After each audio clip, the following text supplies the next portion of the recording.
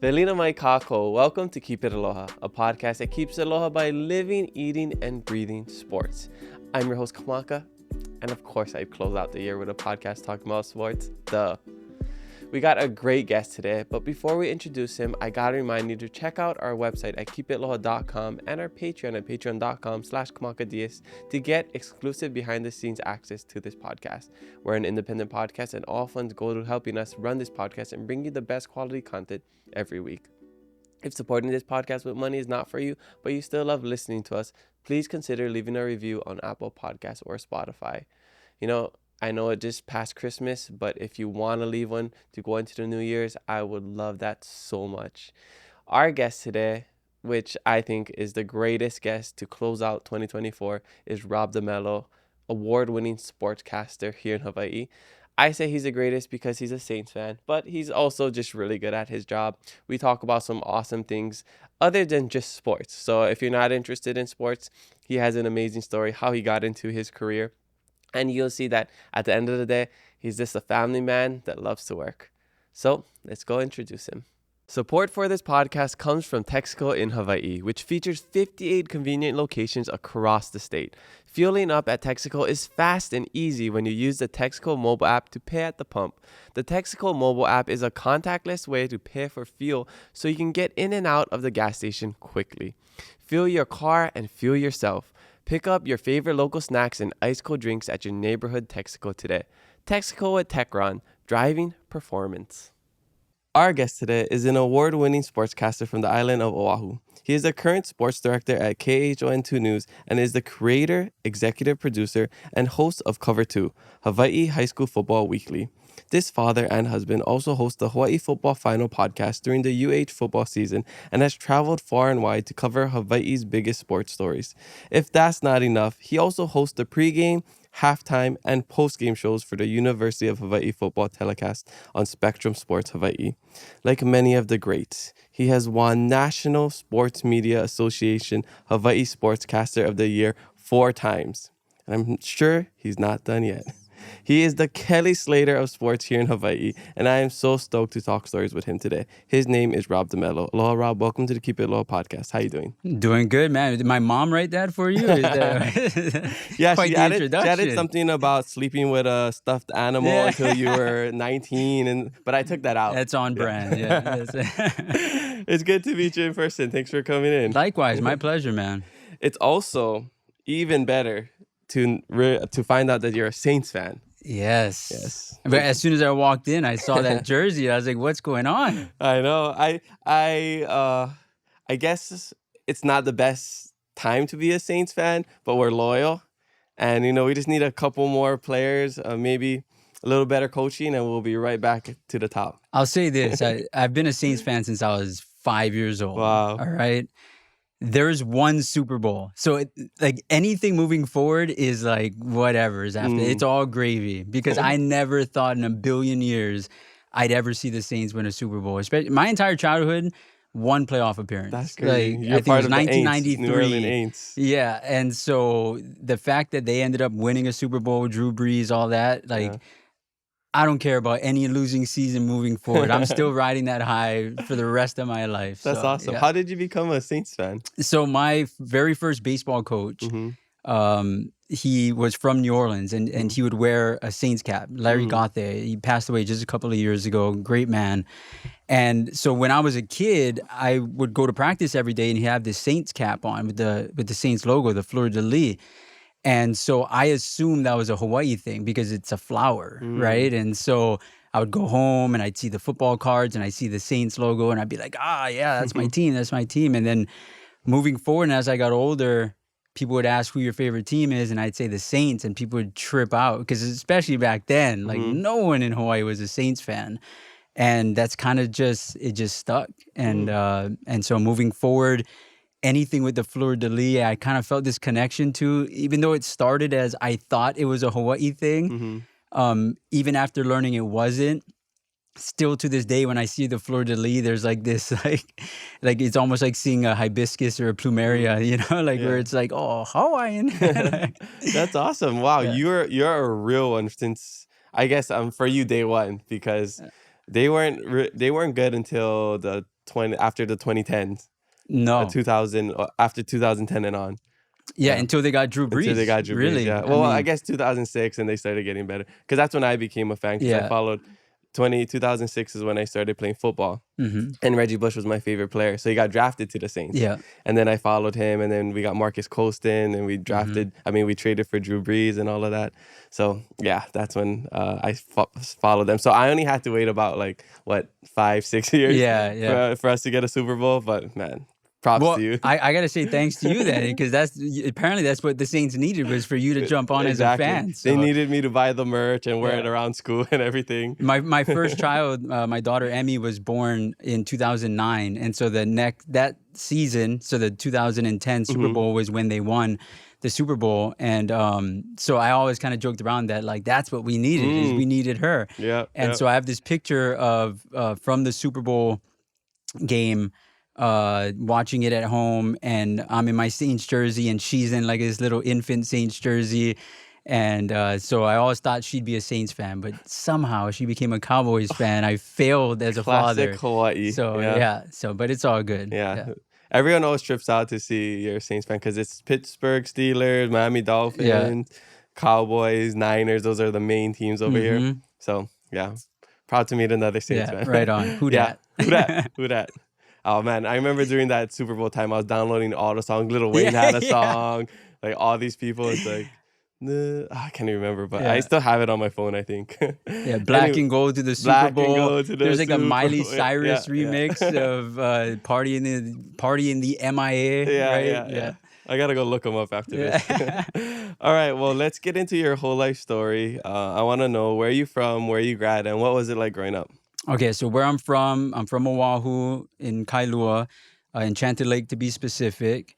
Public school all the way, Keolu Elementary, Kailua Intermediate, Kailua High School. And what it was like growing up was awesome. I loved my childhood. I loved the community I grew up in. Great friends, great family. And the best part of it, and the thing I'm most grateful for, is that at the time, I absolutely knew how awesome it was, right? I had friends that were always talking about oh, I can't wait to grow up. I can't wait to get my permit. I can't wait to get my license. I can't wait to go away for college or get a job or whatever. And I was like, no, I'm good. This is fun. Riding my bike to the beach every day. It was awesome. And I'm just super grateful that I grew up in a great place and surrounded by awesome people, and that was my childhood. Yeah. And then I'm guessing you played a lot of sports. I played baseball and basketball primarily, all the way through until high school, and that's when I kind of got into the TV thing. It was just year round. It was just one thing after the next, and at that time it was just so easy, right? Because you're just riding your bike. To practice, after practice, some of the sports my dad would coach me, and so he'd take me, and you just build friends. You always had this big group of friends, no matter what, at every time of the year, and it was awesome, man. I loved it. It makes me really appreciate my childhood because I had a similar one where my best friends to this day are all from sports. All in Hilo, and we grew up playing soccer together. One of my best friends, we were on our first soccer team together that his dad coached. So it totally just connects you with people, like-minded people, and then also teaches you so many life lessons. That's what I always tell people. I mean, the people that don't put their kids into sports, I noticed my little brother, and I'm always gonna, tease my little brother a little bit because he didn't play sports growing up like us, and we all say that he's soft because he didn't. He never got that do bear crawls or do sprints or had people yell at him growing up. So I feel like that really toughens you up. Yeah, and even beyond that, it's just the commitment, right? And it kind of trains you for later in life, and whether it's school or working, of just I have this commitment. I have to be here at this time. I can't be late or I got to run laps, right? Discipline. When things get hard, it's well, I got to finish this season out. I got it, and so I think that's the biggest thing. I mean, obviously the friendships and being able to kind of work with people that are different than you and all that is really important. But the main thing is I think it sets your work ethic moving forward is what kind of person you are in that realm of taking orders, being told what you got to do, where you got to be, and how you got to do it. I think that helps you moving forward big time. Right on. Did you grow up with siblings? Yeah. So I have an older sister, 7 years older than me. So she kind of grew up more like a mom. It was like a second mom. I mean, I remember, I want to say I was still in elementary school when she left the house for college, right? And so she would come back, and so it was like having another mom. And then I have a much younger sister that came much later. And but yeah, so it's just the three of us. Okay, yeah. so basically your brothers were the people that you played sports with, and your friends, right? Absolutely. Yeah. Okay, sure. cool. How was it growing up in Kailua back then? Because we always hear now that it's changed so much. There's barely any locals. Is that true? Yeah, I'll say this, that when I graduated from Kailua in 2000, I want to say, and I could be wrong in the number, but probably close to like 300 seniors that I graduated with. I mean, it was hundreds of classmates that we walked with on graduation day. And then 19 years later, the class of 2019, I was asked to speak at the Kailua High School graduation. I did the commencement speech. And I was blown away because I'm standing up there on the podium and I'm watching the seniors walk by, and there were like 80-something seniors.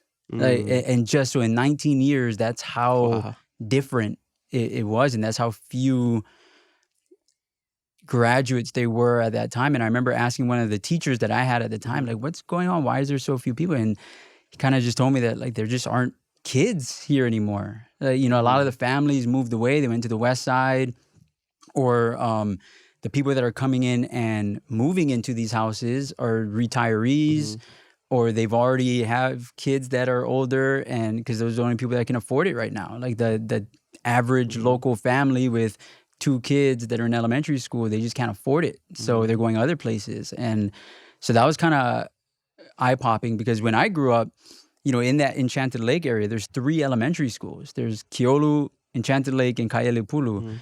And that's like a 3-mile radius, a 3-mile circle, oval. And 3 elementary, I mean, that's how many kids there were. Like in our Little League, we had Kailua American Little League and Kailua National Little League, because there are too many kids for one. Wow. And that's just in Enchanted Lake. So, and now I heard that there's only 1 little league, and there's so few teams that they got to go play like Aiea and Pearl City. And so it's just a different time. So yeah, growing up at that time, I haven't been back since, after I graduated from high school, I left and I haven't been back. I haven't lived there again. And so I don't spend too much time there, but, my friend group from high school, there was about 15, 16 of us, like half boys, half girls. And I want to say maybe 1 still lives in Kailua, and the rest, like I live in town, got a bunch of friends that are in Ewa Beach or Mililani Kapolei area. Some moved away. So yeah, I imagine Kailua is pretty different now than it was when I was growing up. Wow, that's crazy. It makes sense though, with all the older people moving in and buying up land and stuff. So especially near Lanikai, right? Yeah. Okay. So after you graduated high school, what did you do? So after graduating from high school, I was working at Safeway in Enchanted Lake. Nice. I had like a part-time job at the YMCA.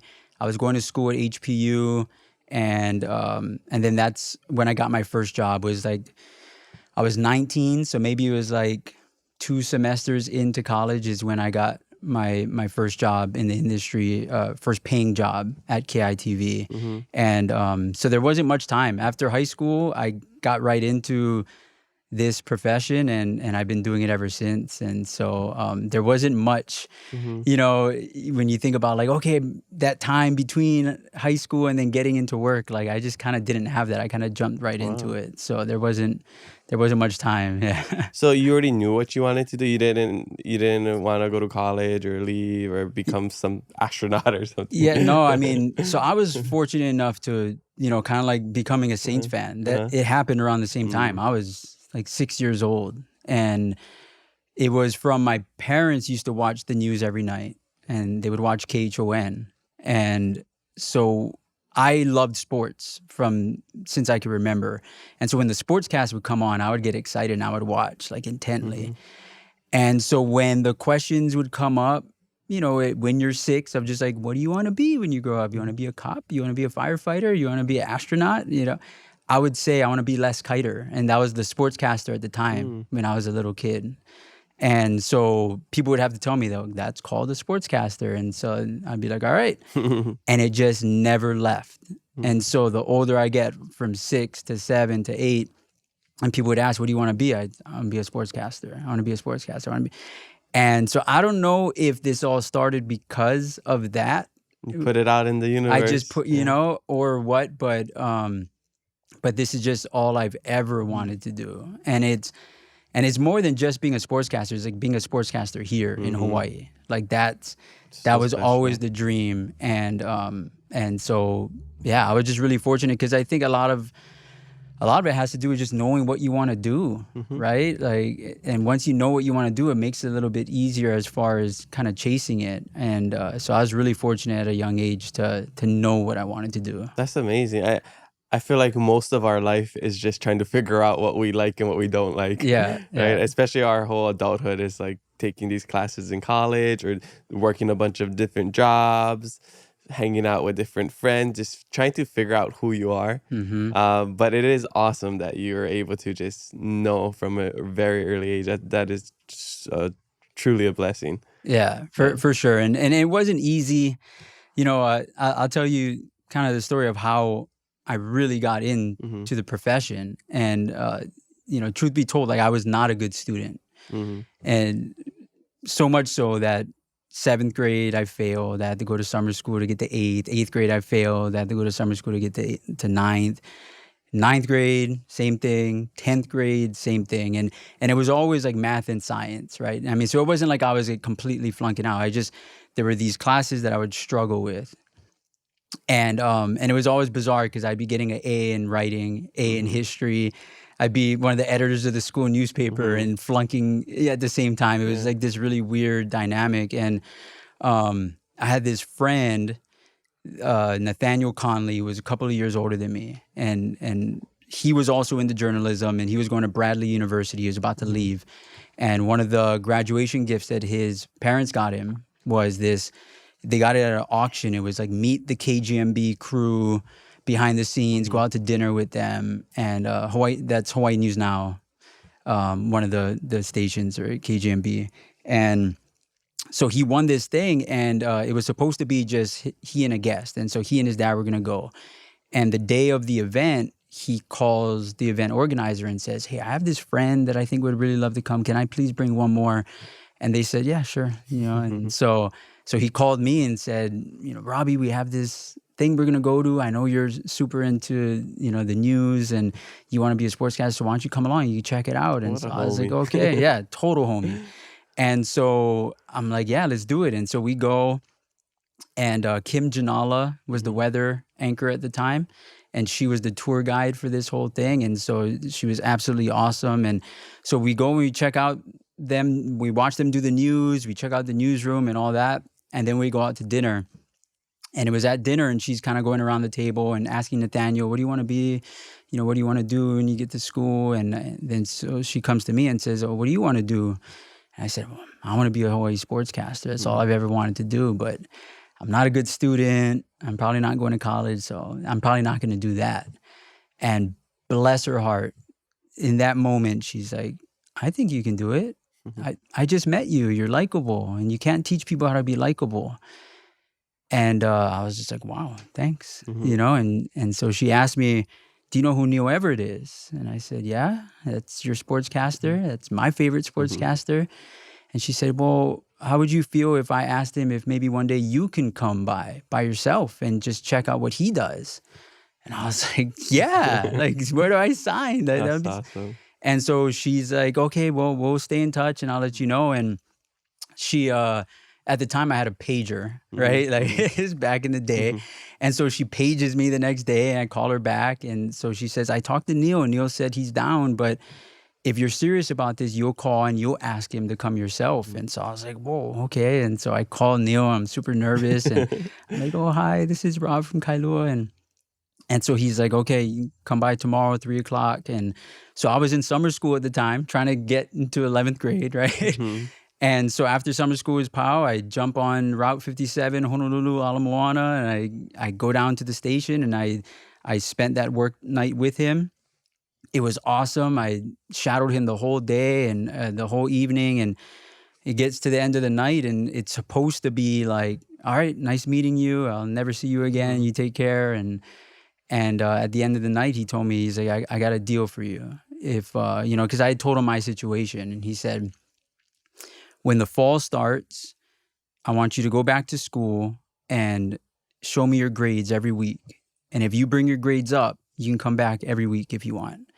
But if your grades go down, then you're not welcome here. And I was like, wow, okay. And just like that, man, like my grades, I went to a 4.0. I finished out those 2 years of school just doing awesome. I got a full ride to go to HPU to do radio for them and PA announcing. And I did that for 1 year. And then shortly after that first year of school, a job opened up at KITV, and I didn't even apply for it. But because I had been around through my junior year, senior year, that first year of college, I still interned at KGMB that whole time. And I was going out on interviews and meeting people. And so when that job opened up, Robert Kikaula said, come work for me. I'll pay you now. Like you'll make some money. Awesome. And so I dove head first, and I tried to do school and work at the same time. But it was too difficult. Like the hours, I think, are the thing that people don't realize, especially in sports. That, I mean, there's not a day I work less than 10 hours, like ever, right? And typically it's 12 hours, and some days it's 15 hours, right? And so eventually it was kind of like I was met with, okay, what do I do? Like I'm going to school, I got this scholarship, but I'm going to school for this job. And if I try to do both and I, slack off at work, like, will this opportunity be there later? And so it was a difficult decision. I had a lot of people at the time telling me like, nah, you need to go to school. Like, you need to finish school. And then, but I kind of just said like, okay, I'm going to try and put everything I have into this and see where it takes me, because then if it doesn't work out, then I'll go back. And, but now I'm 42 years old, and, and so it worked out. And I wouldn't suggest that for everybody. Obviously, that whole how I got into the business and everything is super unique. And so that situation was unique as well. But, I had an opportunity and I just took it, and I wasn't going to let it slip away. So. Yeah. Well, you put in the work, luck is when preparation meets opportunity. Absolutely. So, you were prepared, and you've been preparing since you were 5-6 years old. Yeah. So you just, when the opportunity came, you just grabbed it. Yeah. That's awesome. And the people, I think that's the thing too, is that, because like I said, I did the graduation speech at Kailua, and I talked to a lot of teenagers especially, and I tell them all about that story. And the one thing that's like super important to me that people understand is that, like, look, I'm not telling you that story so that you'd be like, oh wow, that's so inspiring. Rob, worked hard, and Rob, like, to me, it's more like I want you to be inspired by Nathaniel and by Kim Janala and by Neil Everett. Like, those are the people, like, right? Because if any one of those people didn't do what they did, I am not doing this. Like, it's just, right? Like, I needed Nathaniel to give me that opportunity to identify like what that would mean to someone. And then I needed Kim, just this absolute stranger, to like believe in someone that they don't know, right? And then Neil to just be this incredible mentor and offer this motivation that obviously that's what I needed. At the time, I thought I was working as hard as I could in school. I thought, right? And you could see by like what I told you too, where, I'm getting A's in these classes, but I'm failing these classes. And, at the time I was telling myself I was doing the best I could. I was working as hard as I could, and it's just not working out. But then once Neil gave me that motivation of like, if you don't improve your grades, you're going to lose this opportunity. Then all of a sudden I was able to do it. Right. And so those are the people that I think are the most inspirational and the ones that I hope a lot of people can be motivated by, of like, wow, I could change someone's life just by doing like a little simple thing, Yeah, what a beautiful story. Yeah. And it just goes to show that, having connections and, trusting people and believing in people can go a long way. Yeah. They say that people are inspired by, people are motivated by two things: inspiration and desperation. Yeah. So I think for you, it was like a little bit of both. It's a You're little bit of always both. inspired to become a sportscaster, but you were desperate to get your grades up, so you had to like put in the work. So and that's how it especially all at that worked out. time, because at that time, right, it's kind of like what I told Kim was, yeah, I'm not a good student though. I'm probably, so it's like I had this dream, but even at that time, at 15 years old, like it wasn't reality. Like it wasn't anything that I actually thought I was gonna do. But then all of a sudden, out of nowhere, it was like, oh wait, like I can get my foot in the door, like right now, if I just take care of this. And so it changed everything. Yeah. Sounds like a movie. I feel like that'd be a good movie. Struggling student, supposed to become a sportscaster, gets a shot day of with his friend to meet the people on the news, and then somebody says she believes in him, and nobody's ever told him they believed in him before, and then meets the top sportscaster in Hawaii and becomes the next great sportscaster in Hawaii. I can see a movie right there. A 30 for 30 documentary. Yeah, I don't know. Maybe like OC16, not quite Disney. 16 for 16, not 30 for 30. They should do that. 16 for 16. 16-minute short films about Hawai'i sports. Love it. Yeah, love it. I'm gonna produce that. I was gonna say you got your own production company here, so I mean, I guess maybe a couple of years. Definitely have to be filmed between February and maybe August before football season starts. Absolutely. Yeah. That's basically the drill. Yeah. That's when I do majority of my work. Yeah. After that, it's like Sundays are off the table, Monday afternoons off the table, Thursday afternoons off the table. My life just revolves around that. Yeah. Okay, so you ended up working for KITV, and then how long were you working there until you made the leap to KHON2? Yeah, I was there for 8 years, so it was about 2002 to 2010. So I started as a producer, which is essentially you're off air, and that's how it started. And I would just write, I would edit, I would go out on stories, I'd come up with stories. And it was Robert Kikaula was the sports director, and Kanoa Leahy was the weekend anchor at the time. But then shortly after that, Kanoa left for KHON. And then so that's when I became the weekend sports anchor at KITV. And then in 2010, I had a couple of contracts come up in between them, but I would re-sign with KITV. And then in that 2010 year, my contract came up. KHON caught wind that the contract was up, and so they made me an offer, and it was a good offer. And so I went to KHON and worked with Kanoa. And then I was there for about a year and a half before Kanoa decided to leave. And then I became the sports director there.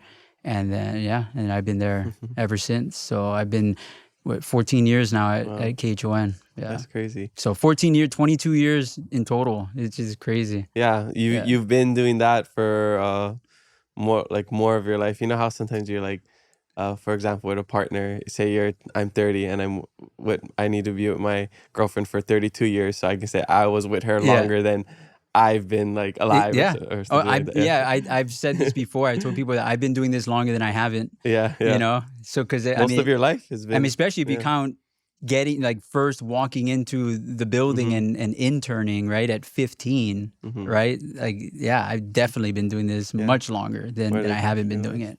Yeah.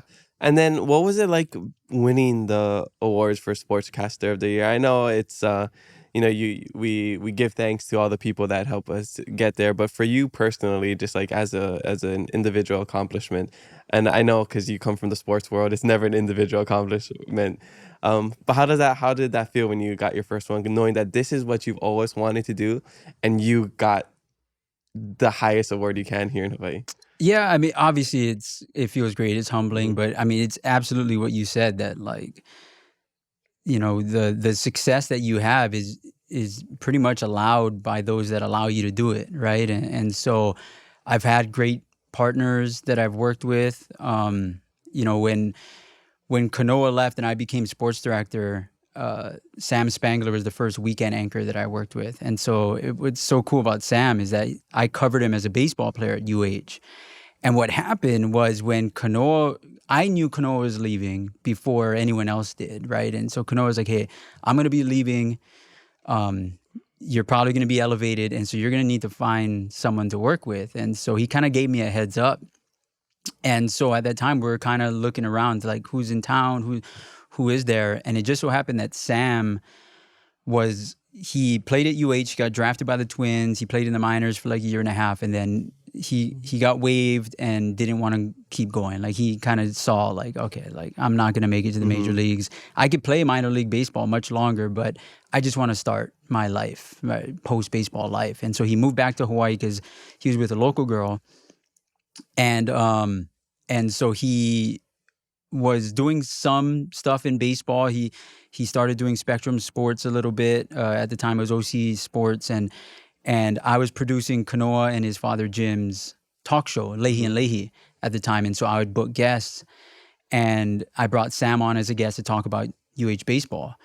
And it was during that I was kind of like, Sam would be pretty good, you know? And so I asked Sam to come by the station one day, and he came by, and I kind of just laid it out for him. I said, look, in about 4 months or whatever, Kanoa's going to be out of here, and I'm going to have to hire somebody. Like, what's your situation? Like, can you come and shadow me for the next 3-4 months, and I'll teach you everything I know, so that when this job opens up, you're ready, as opposed to it opening up and then being like... And so he said that he was still kind of living off his signing bonus money, and he hadn't really started life yet. And so he's like, let's do it. And so we did that. And so the job opened up. And so, of course, KHON comes to me, and they're like, all right, do you have anyone in mind? And I'm like, I actually do. and so he started, and he was awesome. We worked together for a number of years. I think maybe 5-6 years together. And then he eventually moved to news. He's now the morning news anchor at KHON too. And so, yeah, so whether it's Sam, Ren Clayton, who came in after Sam, who is from Minneapolis, and now he's a sportscaster in Minneapolis in a big market. That Alan Hoshida came after that. He was from the Bay Area, came here.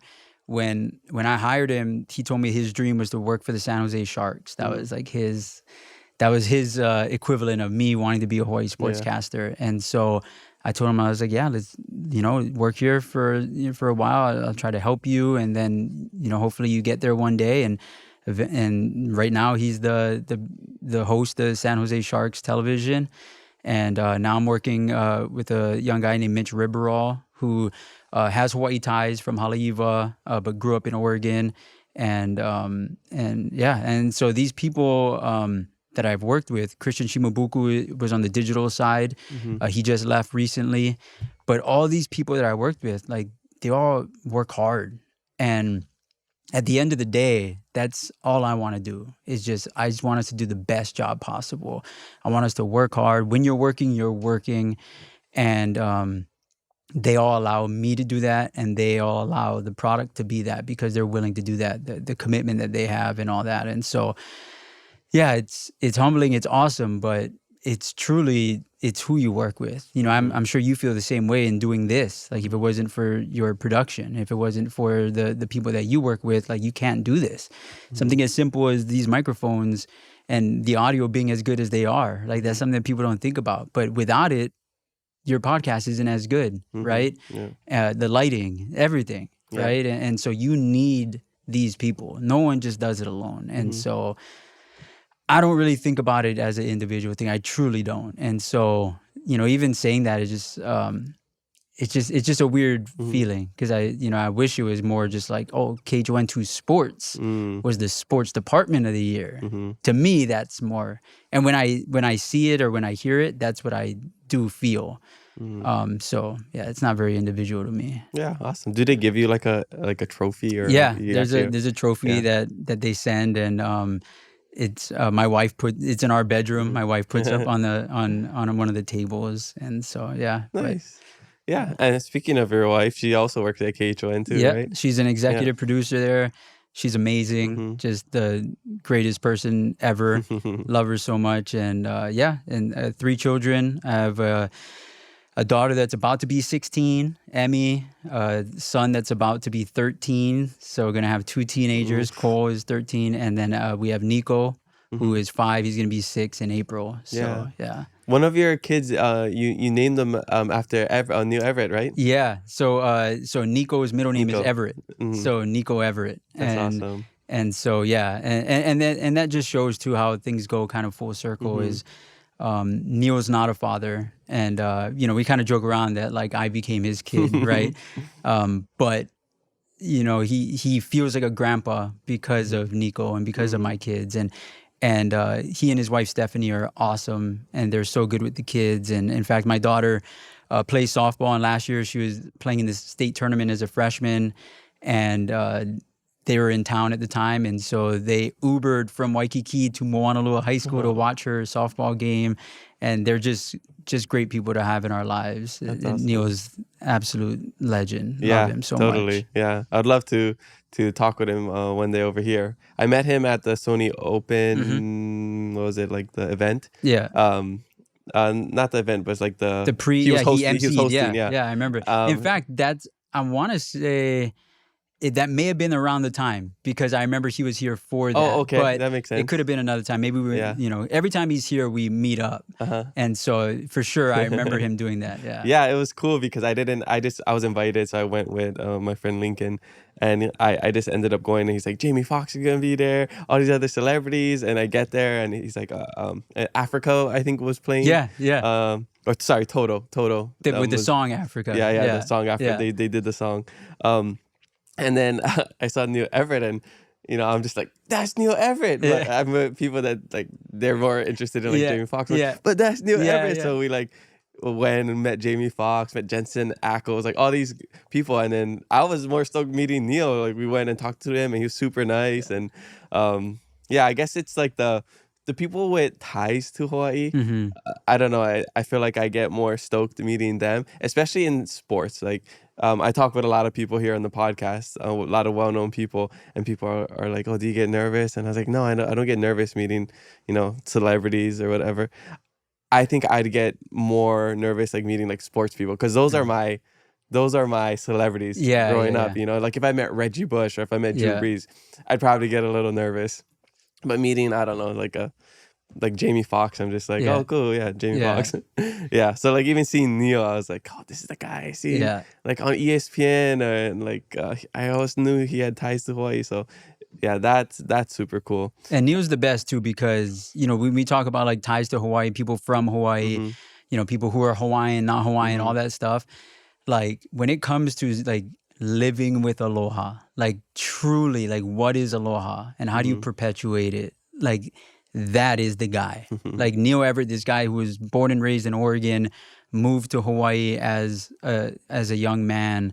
That is a guy who has figured it out, and everything he does is like Aloha. And the way that he's able to teach it to people away from Hawaii, right after leaving and going to ESPN for all those years, and now he's working with the Portland Trail Blazers. He's kind of semi-retired, and but everywhere he goes, like it's just like this wave of Aloha that he brings with him, and that's and when I think about someone that represents Hawaii, that's Neil, man. That's awesome. Well, shout out to him. Yeah, we'll get him in the studio one day. Yeah, I'll try to help with that. Yeah, totally.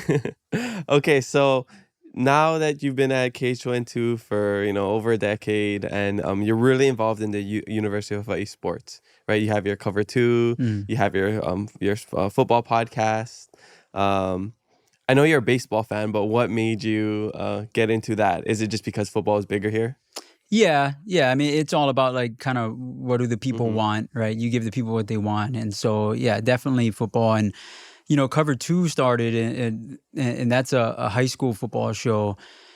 It started because we got a new general manager in 2012, so a couple years into me working at KHON2, and they wanted to bring back Hawai'i Sports Final, which is something that I grew up watching, and it was essentially a Sunday sports show that kind of recapped the week, and it was an awesome show.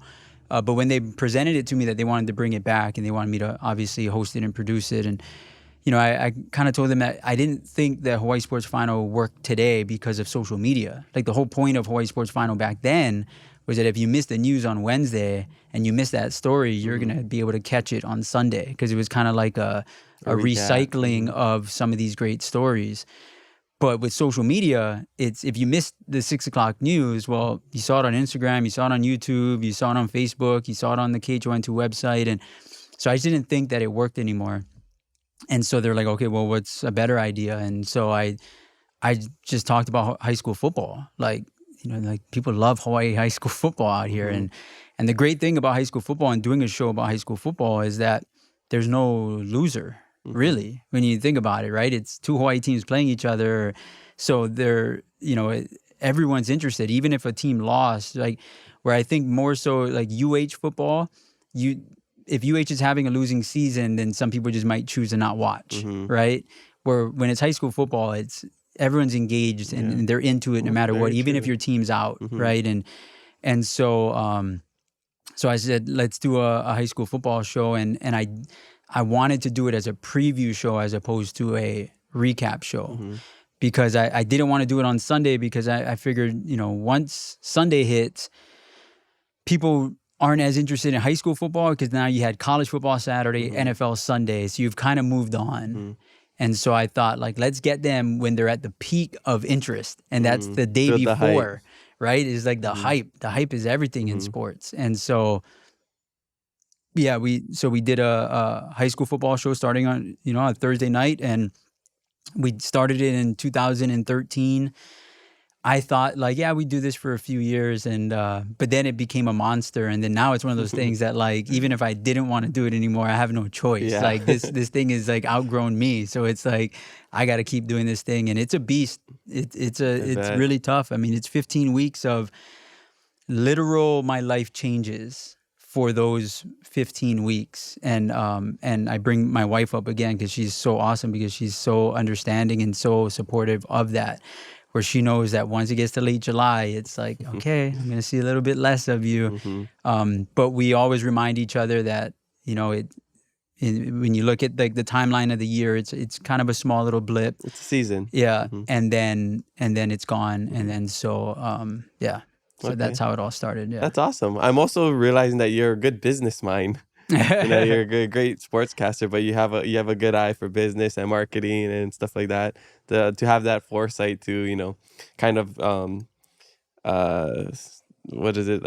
change from television to social media, or like have, if it's for television, to know that this is what it needs to be. It can't just be the same old thing, because people are gonna already see it on social media. So awesome. Yeah, I mean, and that's what it's all about. It's evolving. Yeah. You got to. I mean, if you don't, then you're gonna get left behind. And really, I mean, even the way that I do my job, not cover two and not these seasonal things, but just year round, is, when I first got into it, I was committed to only covering Hawaii sports. And so when I first got into the business, you would do your Hawaii sports stories. It would be half the sportscast, and then the other half would be like, Barry Bonds hit this home run, and here Michael Jordan scored X amount of points. And I was committed to, like, I'm not doing that. Like, I'm from start to finish, it's Hawaii. And it's Hawaii only, because I saw, at that time, it was ESPN, and then there was this channel called CNNSI, right, which was a 24/7 sports news. And so even this was before social media, I could identify that, like, there's these outlets for, if someone wants to know if the Yankees won or lost, they're going to be able to find out. Like, and not only they're going to be able to find out, but their coverage of the Yankees elsewhere is going to be better than what I can offer out here in Hawaii. All I'm going to do is show like a home run and say that they won, right? And so that's kind of where it all started. And then even as time went on, that's the introduction of social media, and then even more so, for it's like there is absolutely no reason for anyone to show a Patrick Mahomes touchdown on a Hawaii newscast, because you've already seen that Patrick Mahomes touchdown on your phone a gazillion times. Now, if Andre Yosivas caught a pass, I'm the person that needs to show that to you, right? And so that's all part of the evolution as well, that if you don't change and you don't understand what's going to keep your industry alive or what's going to keep the product alive, then it's going to die. And it's as simple as that. Yeah. Smart man. I like following you because I look forward to the posts about the Hawaii players on the NFL because you post like was it Hawaii NFL Hawaii player, like their stats or something like that. Yeah. I like seeing those. You see like Tua, Andre. Yeah. You see Kamu and exactly. Kaimi Fairbairn. Yeah, all of them. Yeah, Darius Muasau this year is a rookie. Maris Liufa with the Cowboys. And typically every year there's about 25 players from Hawaii. And that's whether they're born in Hawaii, raised in Hawaii, or played at the University of Hawaii. Jailani Tavai. Yeah, exactly. Killing it with the and Patriots. So, and it's, as one leaves, two more come in, and, and so it's a lot of fun, but it requires a lot of work. And, and like we talked off camera, is because of that, there's so much that I have to keep up with Hawai'i sports. And it goes beyond NFL, right? It's Major League Baseball, and it's the players that are in college from Hawaii. It's surfing and MMA and just everything, boxing or whatever it is, that I just don't have time to keep up with national sports. So I was joking with you that I was like, I could tell you everything there is about Hawaii sports going on right now and who's playing for who or whatever. I'm sure you could name more players on the Dallas Cowboys than I can, just because, like anything, is that if you can only have so much information, like you need to create space. And so that's kind of the biggest misconception. As I run into people and people be like, hey, so who's going to win the AFC East this year? And I'm like, I don't know. Like, Who's in the AFC East? Yeah. I mean, but if it's about Hawaii, then I'll talk to you for an hour, right? So that's it's kind of an interesting dynamic of that. Okay, cool. And you've been covering University of Hawaii sports for a good amount of time as well, right? Yeah. Okay, so I found this little trivia online. Okay. I'm just putting you to the test right now. Here's where I lose all my credibility. I don't know. I don't expect you to get all of this. I don't think I expect anybody to get all of this. This was posted in updated in 2023, but these questions are a little like older. Like I don't think it has anything to past like 2010. Okay. The season. Okay. So I just kind of wanted to see if you could guess some of these because I think it'll be fun. Okay. What team handed Hawaii its lone loss of the 2007 season? That would be Georgia in the Sugar Bowl. Nice. Good start. Okay. This is an easy one. In 2008, football coach June Jones left Hawaii to become coach at what Texas school? Southern Methodist University. Well, you didn't even give the acronym. You did the SMU. He said Southern Methodist University. Nice. Okay. And who replaced June Jones as Hawaii's head football coach in 2008? That would be Greg McMackin, who is defensive coordinator. Nice. Okay. And what former quarterback became the Hawaii's quarterback coach in 2008? That would be Nick Rolovich. Okay. Yeah, 4 for 4. Keep it rolling. What football team routed Hawaii in the 2008 Hawaii Bowl? That would be Notre Dame. Okay. Yeah. Okay. A lot of it's from this 2008 season. Which future BCS team kicked off the 2008 football season by pummeling Hawaii? Florida Gators. Oh, dang. That's Tim Tebow season. That was Tim Tebow. Yeah, you know what's crazy? Cam Newton was the backup quarterback for Florida and scored a touchdown against Hawaii. Yeah. And then after that, transferred to Auburn. And I forgot about that. So they got beat by 2 Heisman Trophy winners that day. Hey, that's something we should be proud of. Yeah. That's like how my biggest career of football accomplishment when I was in high school is, so I'm from Big Island, but I moved here my senior year to play sports at Kaiser. That was right before Rich Miano coached. Oh, okay. And we sucked. It was the first year moving into the red. So we were playing like Farrington, Kahuku, all those heavy hitters. So I remember that season. There was a really bad loss to Campbell, right? Maybe, I don't remember. Yeah. I remember we lost really bad to Kahuku. Okay. But they ended up having to forfeit that loss. So we actually beat Kahuku that year. Oh, okay. So my thing that I brag about every time is that I beat Kahuku. We didn't score a touchdown, but we and just beat end Kahuku. the conversation. Yeah. Just drop the mic Kahuku. and don't let anyone ask any more questions. I'm very proud. I played. I was mainly a soccer player, so I played receiver and kicker. Awesome. And then that game, I was like, make sure I kick the ball into the end zone so I don't got to tackle anybody. Yeah, no return. Coach, I'm just a kicker today. I'm not a receiver. Okay. 7. So you're 6 for 6 right now, okay? What hotel chain sponsored football's 2008 Hawaii Bowl, which Hawaii was defeated? Sheraton. Okay. That's too easy for you. Okay. I think there's a little harder ones going down. I mean, you might know, but I have no idea. What Hawaii receiver caught 2 touchdown passes in the 2008 Hawaii Bowl? So the 2008 Hawaii Bowl, who would be the MVP? Would it be Aaron Bain? Oh, wow. Yeah, that's it. Okay. So these are like multiple choice questions. Yeah. I can tell you, like, give you the options, but you don't even need it. You've just been crushing it. Okay.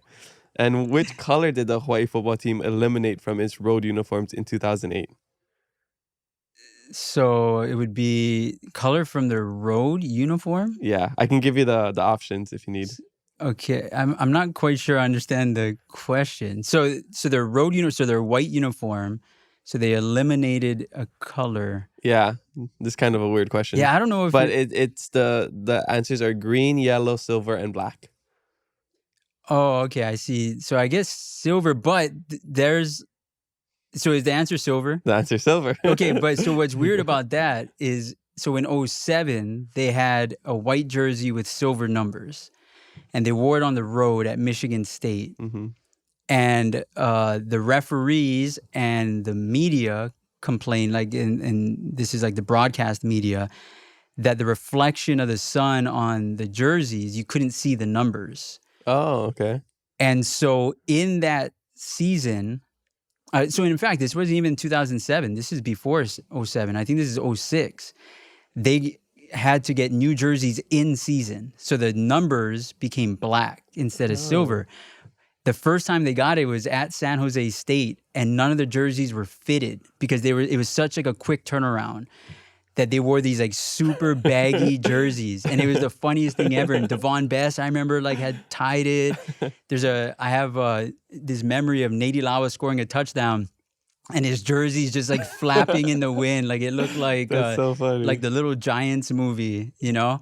And so yeah, but that was 2006, and so I guess, you know, maybe there's like a silver tinge or something in those old jerseys, but I don't think so. I think the silver was eliminated in that previous season. But yeah, that's wow. You even got some history from that. Okay, 9 for 9. Okay, this is going back to 2001. Which offensive lineman was the only player drafted from Hawaii in the 2001 NFL draft? Defensive lineman? Yeah. In 2009. Oh, sorry, offensive lineman. Oh, offensive lineman. So there would be the 2008 season, 2009 draft. Oh man, this is bothering me. I can give you the names. Travis LeBoy, Jeremiah Cochran, Pia Tino Isamoa, Keenan Forney.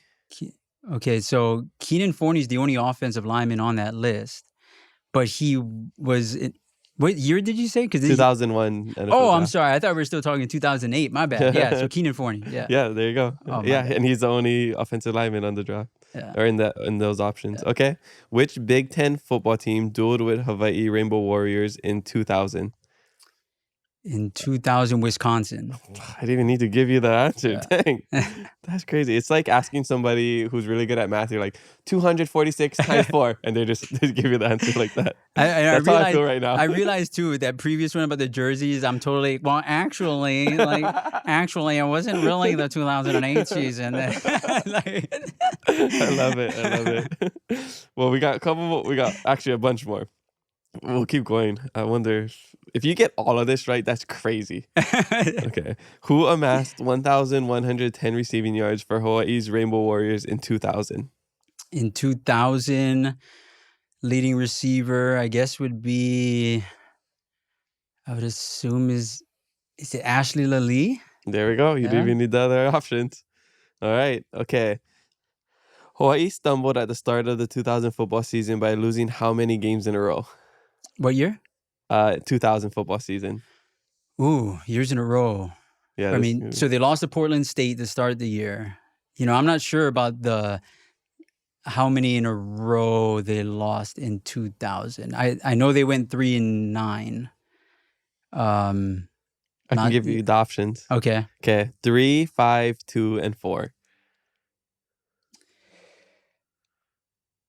I'm gonna say 3. It's 4. Okay. There, first one, but that's a hard one. That's a really hard one. Yeah, I'm not sure. See, I'm not sure the order of when those games that's a really came, hard one. so. Okay, we'll give half a loss on that. Okay, which Hawaii quarterback threw for 34 touchdown passes in 2001? Nick Rolovich. Too easy. In 2001, the Hawaii football team racked up 72 points against which unfortunate opponent? And it's not unfortunate. It's BYU. Nah. That's funny. Okay, who set a team record for Hawaii in 2001 by throwing 8 touchdowns in a single game? Nick Rolovich. Oh, okay. So you know a lot of this time, huh? Yeah, yeah. Okay. In 2001, Hawaii set a Division I record for margin of victory against what football team? In 2001? Yeah. Their biggest win that year, UTEP? How do you know this? This is crazy. Okay. What traditional college football powerhouse handed Hawaii its only home loss in 2002? 2002 would be Alabama. Rob, you're blowing my mind right now. What was the only college football team to finish ahead of Hawaii in the WAC in 2002? 2002 WAC champion. Ooh. I'm assuming at that time, did TCU leave yet? I can give you the options. Fresno State, Boise State, San Jose State, and Nevada. Boise State. Boise State? Yeah. Okay. All right. What Hawaii Warrior defensive standout became a second-round NFL draft pick in 2002? So it would have to be the 2001 season defensive standout, Pisa Tinoi Samoa. There you go. Yeah. All right. How many players from Hawaii's 2002 football team became 2003 NFL draft picks? This is another number one. Okay, yeah. So Pisa, who else is on? So this is after the 02 draft you talking about? 02 team became 2003 draft picks. So Vince Manuai, Pisa Tinoi Samoa. Who else would have been from that 01? Oh, Ashley Lally. I think that's it. 3? 3? Dang. This is crazy. I'm having so much fun just you asking this question because I'm just like, how does he know this? Just a heads up, about half of your viewers have stopped watching already. No way. They're thinking the same thing as me. They're like, this guy's a robot. Because half of the viewers watching this episode are probably fans of you. Well, you know, and it goes back to like the reason why I know this is because I don't know anything else. You know? Ask him about taxes. Yeah, ask me about anything. Ask me about what I ate for lunch yesterday, and that's already lost. And because what's staying alive is the 2002 NFL draft for University of Hawaii football players. That's funny. I listened to a fantasy football podcast with Field Yates. I don't know if you know Field Yates. And he's always talking about like he has like the craziest knowledge of like what this NFL player came from this tiny college and had this many stats, and he knows it like exact. But ask him about anything else, he knows nothing. Yeah. All right, okay. There's a couple more, but I'm just gonna do like 1 or 2 because I feel like you're just gonna get all of this. Let me see. Okay, what about this? No, I think you'll get this one. Okay, cool. Because I have no idea who this is. What Hawaii speedster returned a kickoff 100 yards for a touchdown in 2003? Ross Dickerson? How the heck do you know that? That's crazy. All right, okay, let's end on this one. In 2004, which Hawaii player was named the special teams player in the country? Chad Owens. There we go. Shout out to Chad Owens. Yeah, Mosi All right. Tutupu Award. Well, I give up because you basically got all of them correct. That's very impressive. Okay, so he's legit, guys. Yeah. We vetted him. He's legit. Yeah. All right, so we got a bunch of social media questions. Let's take a quick shishi break and we'll be right back. What if we told you the next 3 times you fill your tank, you could save money? Well, at Texaco in Hawaii, it's true. You can get $1 off per gallon on your next 3 visits when you download the Texaco app and join Texaco Rewards. Earn points on every fuel transaction and qualifying in-store purchases at participating Texaco stations. Download the app and join to get started today. Visit TexacoHawaii.com for details. All right, we're back from our final shishi break of 2024. Let's get into... Oh, actually, before getting into the social media questions, I want to keep testing Rob. I checked him. He has no wires, no headpieces. He just knows his stuff. So I want to try to test you on the list of NFL starting quarterbacks. And I know some have injuries. That one might be a little bit harder for me. If you still tell me who the starter was at the beginning of the season, I'll give you that. Okay. So I did this with my sister this morning, and I got 1 minute and 18 seconds. Bang. Okay, so we're gonna test you to see how fast you can get it. All right. But like I'm an NFL nerd, so yeah, you'd totally beat me at college or high school football. So don't worry if you can't beat me at this. And if you do, then I give up and you win. No. Okay. All right. Let's start it. Okay. Arizona Cardinals. Kyler Murray. Atlanta Falcons. Kirk Cousins. Baltimore Ravens. Lamar Jackson. Buffalo Bills. Josh Allen. Carolina Panthers. Bryce Young. Chicago Bears. Caleb Williams. Cincinnati Bengals. Joe Burrow. Cleveland Browns. Jameis Winston. Dallas Cowboys. Dak Prescott. Cooper Rush now. Denver Broncos. Bo Nix. Detroit Lions. Jared Goff. Green Bay Packers. Jordan Love. Houston Texans.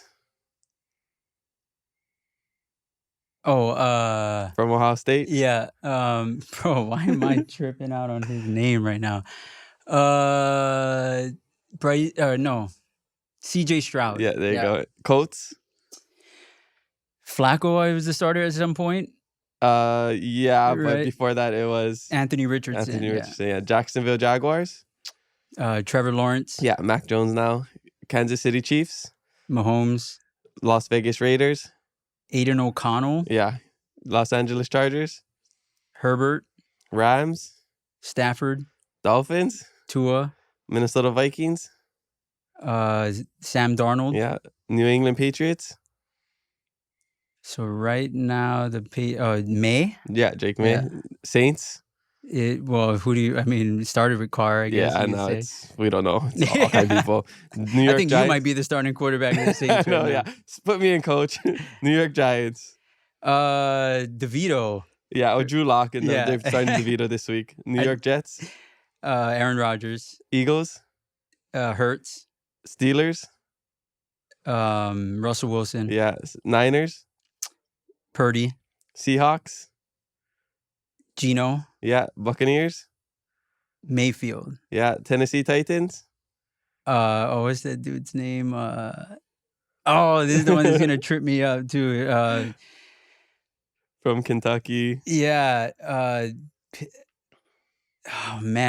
I can't think of his name. Will Levis. I was gonna say Pettis, but Levis. Close. Yeah. And Washington Commanders. Jaden Daniels. There you go. Yeah. 219. Yeah. I think basically you got stuck up on CJ Stroud and Will Levis. Yeah. That was good though. Like you still know your stuff even though you don't keep up but with it shows everything that I could return a 2003 I can remember a 2003 kickoff return for the University of Hawaii for Ross Dickerson, but I can't think of Will Levis. That's my life that's my sports life in a nutshell. Yeah. Nobody, I don't think, ever since Marcus Mariota left, I don't think people are super interested in the Tennessee Titans, to be honest. Okay, so let's get into the social media fan questions. This first question comes from _IamDevo. This underscore. That scares me. I know, but it's like DEVO. Okay. Yeah. We'll say Devo. Okay. Devo. Unless he is trying to do like a play on words and devil. I don't know. Okay. This person says, how did you get your iconic catchphrase? How's it going, everybody? It's funny. So thanks for the question. This all started when I started at KITV and I was about to anchor for the very first time. Like this wasn't like a planned thing or anything. Mm-hmm. I'm about to anchor for the very first time and I never thought about that part of like, what do I do? Like I kind of just was planning on just starting my sportscast. And I was literally in the commercial break before sports was about to start. And I'm like, oh, maybe I should say something.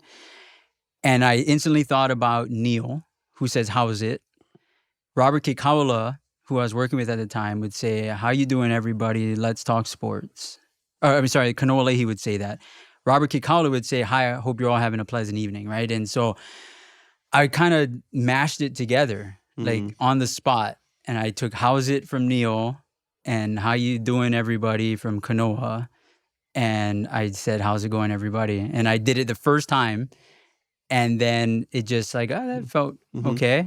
And then the next time I did it, and then I just have never not done it now. And so that's where it all started. It's so essentially Neo and Kanoa. It's those two put together. Yeah. Oh, super cool to hear the backstory of that. I think my thing I would say is probably like Aloha, everybody. Yeah. Yeah. Having that everybody it feels so inclusive, and right? you want to, just everybody. I don't care who you are out there. I'm saying what's up to everybody. you. Yeah. Okay. Brada James says, just curious why there is no video for the Hawaii football final podcast episodes. Mahalo, big fan of the pod. And will you ever bring on guests to the Hawaii football final podcast? Yeah. It's really just a timing thing. With the podcast, obviously I do the KHON2 sports. I do Cover 2 and Hawaii football final all at the same time. Right. And so as you can imagine, I mean, there are days that are just really crazy that, UH football practice is at 7 a.m., right? So I'm there at 7 a.m. The 10 o'clock news ends at 10:30, right? And so it comes down to, with the first couple years of the Hawaii football final podcast, we did video, but then it became a problem of just scheduling, of just like, I could say I want to film the podcast at this time, but something comes up.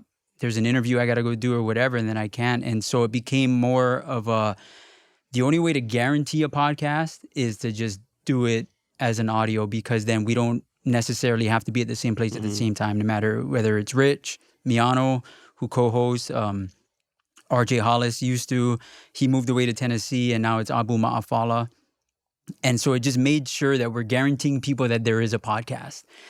And so I guess it's like one of those two things. If it's either video or you don't get a podcast every week, I'm hoping that people would choose getting the podcast. And I'm one of those people that I don't like to do things that aren't uniform. So like if you're going to do a video podcast, it always needs to be a video podcast. Consistent, yeah. I'm the like same. Consistency is everything to me. Yeah. And so that's why. And so hopefully one day I could bring it back, but I'll be honest, like it's probably unlikely, just because of just all the other things that I'm doing, and doing it is just audio guarantees that we get it done, and that's what's most important to me. Well, if you want to see him on video, he's on all his other stuff. And I'm right here. And right here. Yeah. Right now. You're watching right now. Yeah. If you're not driving. But thanks for listening to the podcast. Like that, I appreciate that. Brada James. Okay. APB_construction_HVAC says, who inspired you when you were younger, and who inspires you now? Well, that's a great question. My inspirations as a kid is my grandmother on my mom's side, Florence Puana. She was like the nicest person you'll ever meet, ever, and just never had a bad day. And she was amazing. And when I was a kid, I idolized her. Like I truly did. And it's kind of interesting too, because most times you idolize, people that you can envision yourself being. And so like, obviously I'm not going to become a grandmother, right? And but I just wanted to be her. That was like, I want to be her. Like the way she carries herself, the way she talks to people, the way she loves, the way people love her. That was everything I wanted to be. And so much so that when I grew up as a kid, my favorite show was The Golden Girls. And it was because, it kind of reminded me of my grandma. And so my grandmother, Florence, is who I called Bino. That was my nickname for her. And it started because the movie Sandlot came out, and the Great Bambino is like a part of the scene. So I'd call her the Great Grambino. And then eventually, over the years, she just became Bino. She passed away a few years ago. She lived to be 100 years old. Oh. And so that was my inspiration, truly, growing up. And my inspiration now are my wife and my kids. Yeah, that's who inspires me to work hard and to keep doing what I'm doing, and to wake up early, and like all that stuff. And they're the reasons why do everything. And so even more so is, I work really hard on the days I'm working. And when I'm not working, I'm dad. That's it. Like, I live the simplest life ever. Like, you would trip out. Like, work and family, and there's nothing else. And so I don't have any hobbies. I don't go to the golf, driving range. I don't play pickup basketball anymore like I used to when I was younger. It's kind of, if I'm not working, I'm fully committed to being a dad, being a husband, and it's because they inspire me. Like, and I feel like it would be crazy if I am not working, why would I want to do anything else than spend this time with them? So that's awesome. Yeah, that's my inspiration. Yeah. So cool. Great answer. Okay, next question comes from Rob808 Bob. He says, besides having the best hair in the game, how did it feel to win Best Sportcaster? Aloha, brother. Oh, thanks so much. Great name, by the way. I'll tell you a funny story about name, okay? Is when I was in elementary school, like this, like first grade or whatever, we had 3 Roberts. So I'm Robert, obviously, right? And we had 3 in the class. And one day the teacher says, okay, this is crazy. I'm not going to call you all Robert. So you're Robert, you're Bobby, you're Robbie. And I was pointed at as Bobby. And I don't know what came over me. I started crying. I didn't want to be Bobby. I don't know why. So I started crying. And the teacher's like, oh, okay, you're Robbie. You're Bobby, you're Robert. And everyone was like, okay, cool. And so I grew up as Robbie.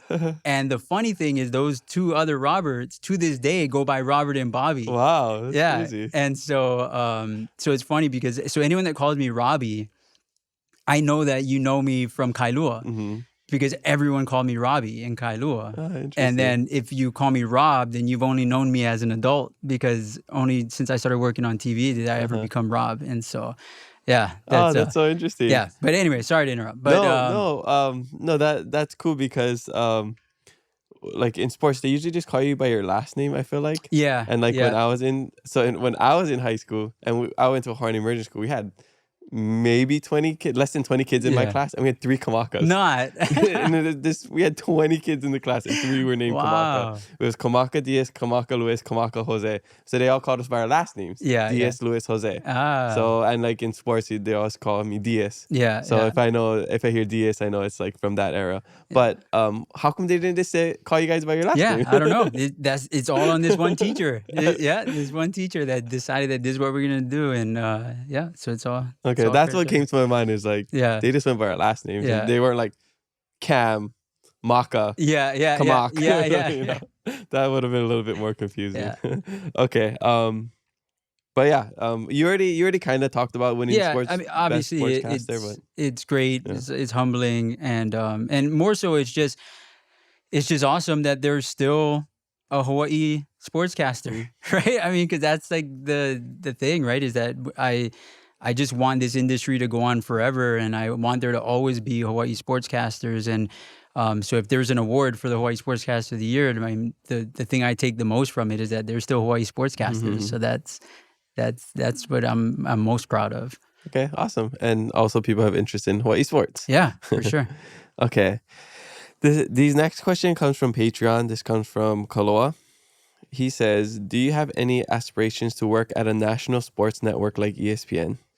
I do not, and and it's really interesting. I've had opportunities to leave Hawaii, and in fact, the company that owns KHON, it's a national company, and they've tried to relocate me to other places in some of their bigger markets, and I'm just not interested in. And to be honest, and it sounds super cliche, but I never dreamed of being a sportscaster. I dreamed of being a Hawai'i Sportscaster. That was never, the dream was never, ever, ever. Even when I was the littlest kid, I never thought about like, I want to be on ESPN or on the Monday Night Football. That was never it. It was always Hawaii. And so I tell people this all the time, that I might not live in Hawaii forever. Like something could take me out of Hawaii. But it would never be to be a sportscaster. I would never do this job anywhere else. And and like I said, I've had opportunities and I've never even considered them. And one of the opportunities, they wanted to fly me up for an audition. And I just told him, I was like, look, I'm humbled, thank you, but you're wasting your time. And I'd be wasting your time, you'd be wasting mine. Yeah. I don't want to take away from your search. Like, so I'm just not even going to go. But, you know, which is probably not the smartest thing to say from contract negotiations, right? Because if my KHON is listening to this, then they're like, well, he's never going to leave us. So, but, I mean, but in true honesty, like, I just, yeah, it's not anything I ever want to do. I don't want to do this anywhere else. It's Hawaii, and it's keeping Hawaii sports alive, and you know, and even a question I get a lot is like competition. Like, oh, how competitive is it? Like, and truly, to me, it's not a competition at all. Like, I'm rooting for all the other people that do what I do too, because like you as a sports fan, or even a Saints fan, let's say, it's not like you watch one Saints story and they're like, I'm good. I don't need to ever watch another Saints. Like, if anything, the better story you see or coverage you get, the more you want more, right? And so my thing is like, you know, high tide rises all boats. And if everyone else around me is killing it covering Hawaii sports, well, anyone that doesn't watch me or doesn't like me will eventually find their way to me just because they're in search of it, because they saw someone at another station or a newspaper or whatever doing awesome work, and then they got the bug now. They want to know more about Hawaii football, or they want to know more about Tua, or they want to know more about Max Holloway, or whatever it is. And chances are they're going to find their way to me, which is a great thing for me. So yeah, like that, Hawaii sports is always, that's just at the top for me. And so I don't want to do this anywhere else. Awesome. Local boy, true and true. Okay. Next question. Kailua asks, what's your top 3 sporting events you want to cover that you haven't done yet? Let's see, that I haven't done yet. Ooh. You know, I didn't get to go to the Sugar Bowl when the University of Hawaii went. I was working with Robert Kikaula at the time. He went, so I stayed back and I was anchoring. I'm not holding my breath on Hawaii being in the Sugar Bowl again, because that was quite, you know, the stars aligned for that. Best time to be a Hawaii football but fan. I'd love to, cover the University of Hawaii football program at a big bowl game, no matter what it is. That would be pretty awesome. I covered UH playing Boise State in the Mountain West title game in 2019, which is probably the closest thing, which was awesome. But yeah, I'd say that's at the top. You know, and to be honest, a lot of the other stuff, like I've been fortunate to do. Like I covered Heisman Trophy ceremonies for local boys, right? Marcus winning it in 2014. I got to cover national championship games that, you know, Marcus Mariota played in, Manti Te'o, in Miami when he was with Notre Dame. I got to cover Max Holloway fights, and I mean, I went to Singapore to cover Angela Lee and Christian Lee title fights, and so I've gotten to do a lot of cool stuff. Winning the Big West tournament in 2016 men's basketball and going to March Madness, and watching them beat Cal in the first round in the tournament. You know, so I would have put those things on this list, but I've been fortunate to do it, and so I can't really think of the next thing that I really want to do. What's funny is I was just asked last week, because the Super Bowl is on Fox, so on KHON. It's in New Orleans. And it's in New Orleans, and I was asked if I wanted to go to the Super Bowl. And I actually don't. Like, no. I mean, if I was forced to go, or like you have to go, I'll go. But like, that's not, I don't know, for some reason, like covering a Super Bowl isn't but it's on in my New Orleans. list. Yeah. Have you been to the Superdome? I haven't. I've never been to New Orleans. And so New Orleans is on my bucket list, but I want to experience New Orleans with my wife and kids. I don't want to go work. And so with the Super Bowl, I would absolutely love to cover one if Tua's in it or Marcus is in it, or, you know what I mean? Like, but if it's just going to a Super Bowl and it's these two random teams and, you know, it's crowded and it's just interested. Like, I'm just not interested. I'd rather watch it on TV. So, I mean, and that's a thing, is that even in my job, like I very rarely, or I can't even think of a time that I did something just to do it. Like, it's not, to me, it's not like the experience. It's like, I'm doing it because we should do it, or we should cover this because the people need to know about this, or people should hear about this, or maybe this might be an inspiring story to people. But I don't ever just go to go. So. Okay, well, hopefully that Hawaii playing in one of those big bowl games happens again in our lifetime. Yeah. Come on, Timmy Chang, we're rooting for you. Let's do it. Okay, and last one. Who is an athlete, dead or alive, that you'd want to meet, and what would you ask or say to them? Wow. This is kind of random, but there's a baseball player. When I grew up, I was a huge fan of David Justice, and that was my first sports hero. And and it's nothing crazy. Not like I was going through a hard time and he helped me through it or anything. But it was just, when I was a kid, that's the posters that I had on my wall was David Justice. And so I was a big Braves fan. And then he went to the Indians and I became a fan of that team. And then he went to the Yankees and the A's. And in 2002, he retired. And now in 2002, I'm 20 years old. But my entire childhood, I'm a fan of this guy who just played for all these teams. And then he retired, and I was like, who do I cheer for now? And so essentially I became an Angels fan because they're on TV every day. And so it's like, well, I could watch this team every day. And so, but I mean, if I had to say someone, it would maybe be him. But then even that, I mean, all due respect, I don't know if I don't know what I'd say to him other than thank you. Like, hey, thanks for, for inspiring me as a kid. I can't really think of anybody else that maybe Juan Soto and tell him to give you some money. Yeah, that would be nice. Yeah, or half of Major League Baseball. Anybody. 1% of that $750 million. Yeah. Okay, cool. All right. And to round out the question from Instagram, this comes from Avadada, big supporter of the podcast. Always leaving questions. Shout out to you. He says, who was the person that you interviewed that you were the most nervous? Ooh, man, the most nervous interviewing someone, it might, I can't think off the top of my head, but I mean, it would be more so the situation than the person. Because I can't really think of being super nervous interviewing someone just because and you probably can relate to this where you're just like locked in on the task. Yeah.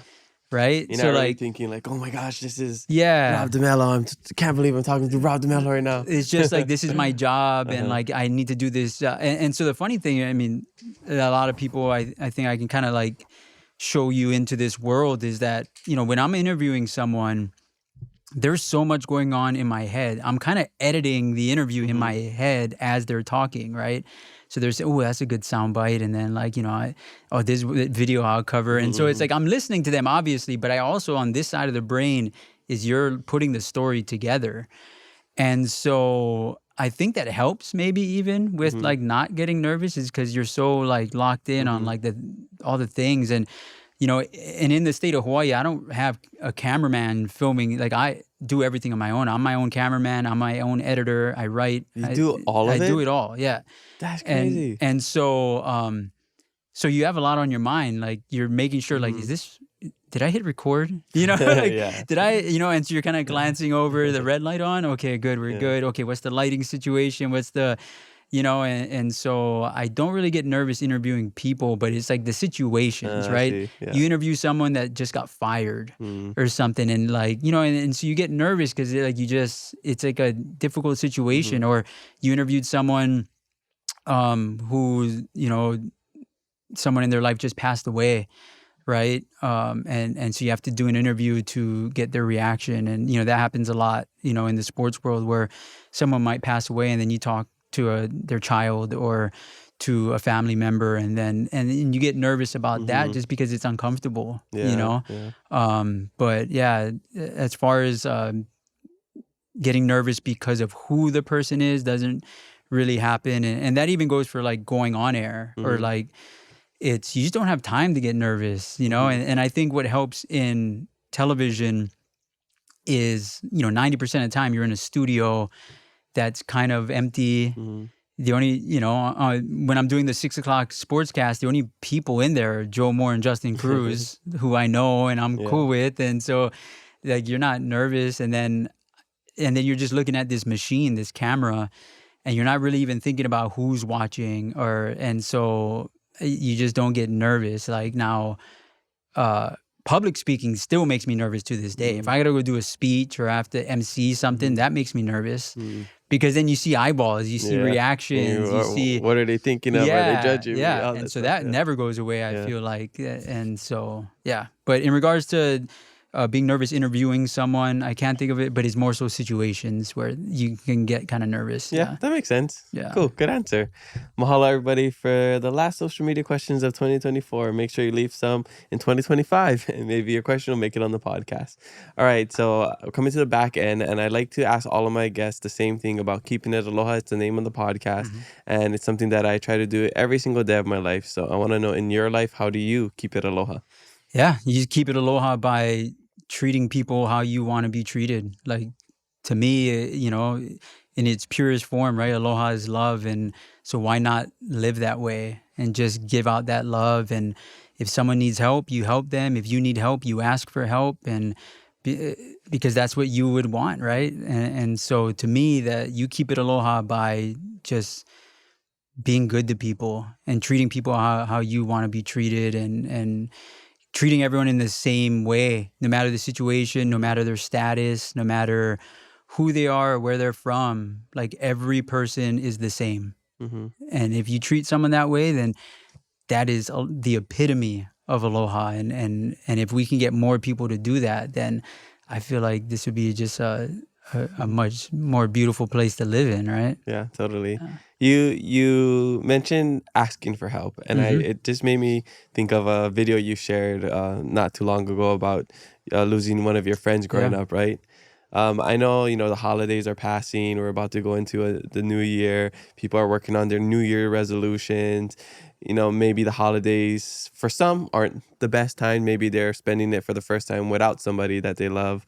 So I wanna know how do you navigate towards those hard times, through those hard times? Yeah, thank you for bringing that up. So my best friend in high school was Sione Tamale. We're as close as can be. And when we were 25, or he was 25, I was still 24. He passed away in a car crash. He was a passenger in a drunk driving accident, and I don't think you ever get over it. There's not a day I don't think about him. There's not a day that I don't, still talk to him, right? And a lot of times it's in the car, right? Because you're just by yourself, and I just can't help but to say something to him, right? And so in regards to helping people through that, I think it was really hard for me at first.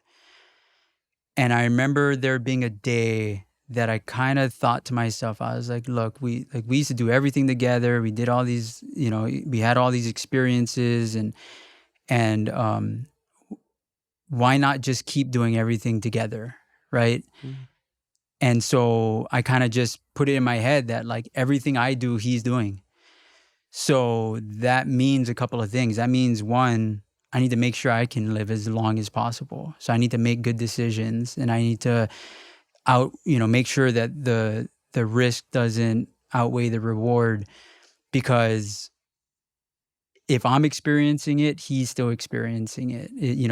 I've kind of just made it in my head that he's living through me, right? And so in the same way of how I treat people, like, I'd want Sione to treat people this certain way, so then I need to do it, and I think that, I've talked to a few people who have lost people over the years. And in fact, I had this conversation with my mom when my father passed away. And she was having a hard time. And I told her, like, look, just live your life for him. And if you do that, then, like, you don't have to be sad anymore, because you can feel like that he's experiencing all of this. And so Sione is a huge sports fan. And so even more so, what I do for work and all these events that I go to and all these people that I talk to and all that, Sione would love that, right? So work as hard as I can so that I can do this for as long as I can and be the best that I can be. And so I hope that someone can hear this and they can kind of sit down and remember that part of it of like, yeah, they're not here with us, but they're always with you, which means if you believe that, they're with you at all times. So they're with you if you're disrespecting someone. Is that how you want them to be living their life or even see you living your life? And but if you're helping someone, doesn't that make you feel good that, you know, Sione was a part of that? Sione helped me help this person. And so that would be my advice. And it really did help me. It was life-changing as far as like the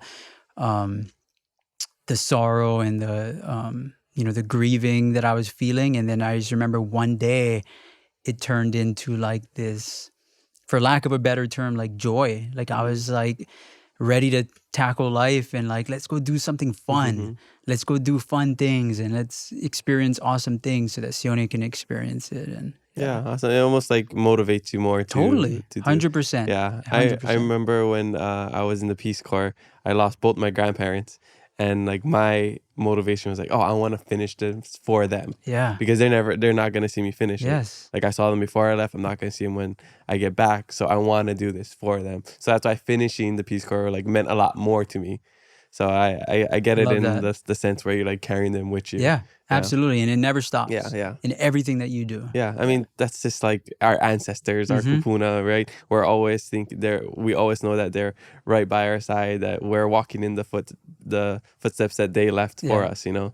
So yeah, that's super cool. I'm fortunate. I've never lost a friend, or I'm still at the point where I still have all my my parents. I never wanna. Nothing ever prepares you for loss. Yeah, no. So I'm really grateful for that, and hopefully that all the people in my life can continue to live a really long time, and the people that are going through hard times, make sure you have a good support system, and you ask for help when you need it. Sometimes people don't want to ask for help, and as men, that's kind of how we grew up as well. Just like we got to stay tough and sports and masculinity. So yeah, don't be afraid to ask for help if you're struggling, even if it's just like financially. Yeah, I think that's a big issue as we get into adulthood, is just like, man, having to work all these jobs, figure out how to afford living here in Hawaii. And that's something that people don't really want to talk about. Yeah. It's an embarrassing thing to talk about. But